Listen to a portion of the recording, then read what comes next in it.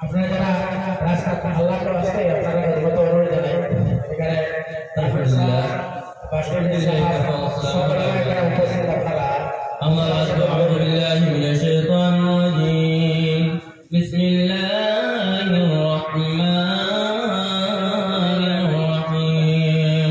وقضى ربك ألا تعبدوا إلا إياه وبالوالدين إحسانا إلى آخر الآية صدق الله العظيم إن الله وملائكته يصلون على النبي يا أيها الذين آمنوا صلوا عليه وسلموا تسليما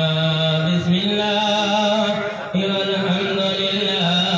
الصلاة والسلام عليك يا رسول الله بسم الله والحمد لله الصلاة والسلام عليك يا رسول الله بسم الله والحمد لله الصلاة والسلام عليك يا حبيب الله أما بعد আমার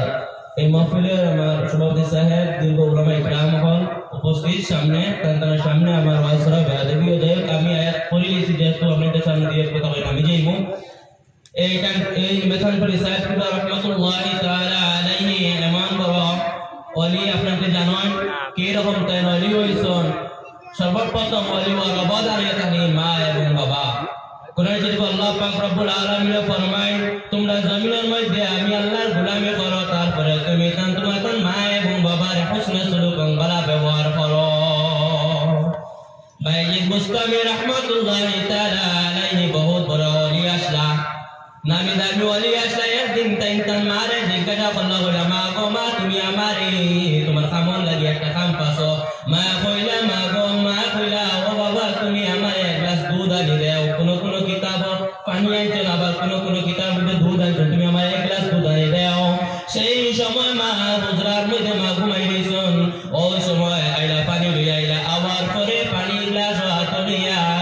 আর মারে ডাকিলা হঠাৎ করে মনে আইলো রে যদি মারে আমি ডাকিলাই যদি মার কোন সারি রে তাহলে যদি মার সানো যদি মার মনো আঘাত লাগি যায় তাহলে আমার বেয়াদবি হয়ে যাইব সেই সময় মার মাথার মাঝে হাতে দিলা